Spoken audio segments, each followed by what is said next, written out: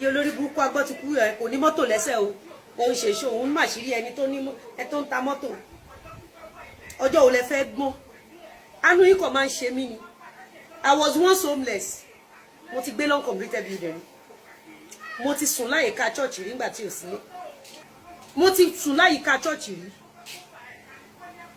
ọ̀rẹ́ mi tímọ́tímọ́ ti gbaṣọ lọ́rùn mi rí tí mo sáwọ kí ni wọ́n máa ń pè ń gba chemist tí mo gba nylon black and white tí mo já orí ẹ̀ tí mo já apá tí mo wọ̀ délé.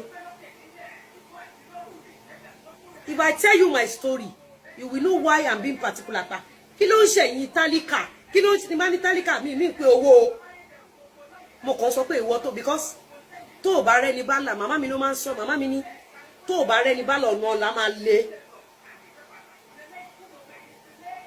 Ẹ wá àwọn ọ̀rẹ́ mi kan tí gbogbo yín mọ̀ ní àwọn àdúgbò ńláńlá kọ̀ọ̀kan tó yẹ pé tí n bá débẹ̀ báyìí máa wọnú bedroom wọn àjókòó for hours a máa ṣeré. Ẹ wò wọ́n ẹ wò gbà tí mo ti mọ̀ wọ́n ẹ imagine tó yẹ pé mi ò léèyàn lẹ́yìn ní 2019 bí Ìyábọ̀ Òjó àtọmọ afẹ́ bí wọn bá ṣe jẹ lọ nìyẹn kí ló fìyà jẹ bàbá Ìjẹ̀ṣà kó mọ́yàn kò ní contact kò dẹ̀ lè speak up.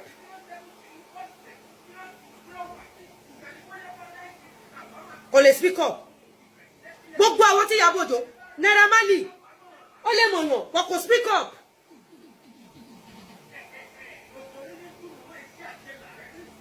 Imagine wọ́n pè mí sí show wọ́n pè mí sí fíìmù ní New York mo ní kó pé Ronke Oṣòdì Òkè ní 13 years ago àbí wọ́n pé Ronke Oṣòdì Òkè dé sí Nàìjíríà ó wá ṣe jìgàn versus Naira Marley fún mi tí Ìyábọ̀ Òjó ò bá mọ̀ pé mo help Ronke Oṣòdì Òkè kò ní lo Ronke Oṣòdì Òkè against mi ní 2018. It takes my relationship pure relationship with Ronke Oṣòdì Òkè for Ìyábọ̀ Òjó to have used Ronke Oṣòdì against me 2018. It's a logical analysis. Tí mi ò bá fẹ́ràn Ronke Oṣòdì Òkè tí Ronke Oṣòdì Òkè ò bá fẹ́ràn mi Ìyábọ̀ Òjó ò ní lo against me fi gba donation 2018. Imagine ẹni tó sọ fún mi ní 2018 pé ṣé mo rántí the same thing ní Ronke Oṣòdì Òkè ṣe fún mi ní ilé àwọn ní New York the same person dẹ̀ jáde wípé ọ̀rọ̀ Ìyábọ̀ Òjó ló dájà lẹ̀. Ó dẹ̀ send mi ní àwọn iṣẹ́ Ìyábọ̀ Òjó mo ń bá wọn share sórí page mi ní WhatsApp mo sọ pé lovely a ní pé ṣé káwọn ṣe báyìí màá ní lovely mo gbé evidence yẹn jáde o the same person tó sọ fún mi ní 2018 just 2018 pé kí n má dá Ronke Oṣòdì Òkè lóhùn ṣé mo rántí nǹkan tó ṣe fún mi nílé òun the same person dẹ̀ yí ní 2025 kò tún wá yí nìkan ibi tó bá wọn kó fẹ́ gba donation ó wá ní ẹ kò gbé Àdìsá rí ṣó wà bí kó mọ Àdìsá ṣó jókòó lọ́jọ́ kó mọ Àdìsá ibo ni mo ti pín owó ẹ̀. These people nǹkan tí Lọlá Fádùrì ṣe yẹn tí ẹ ti kọ́ ó lójú reasonable personality tó máa bá ṣe for the rest of our life.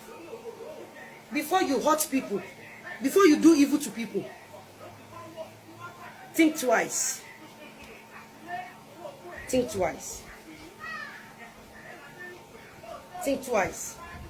Ìjọ tí Ronke Oṣòdì Òkè àtàwọn Ìyábọ̀ Òjó ti wá parọ́ mọ́ mi láti 2018.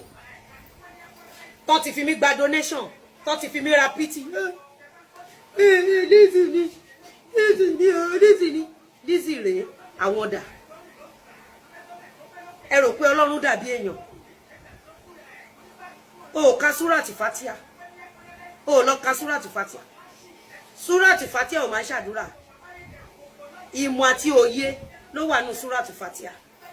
Tó ẹ̀yin èèyàn wa ẹ mà ti gbọ́ àwọn ọ̀rọ̀ yìí tí Lizzy Anjorin tó sọ nípa ọba ńlá yìí tí wọ́n mọ̀ sí godmother rẹ̀ nígbà kan rí àti Ronke Oṣòdì Òkè.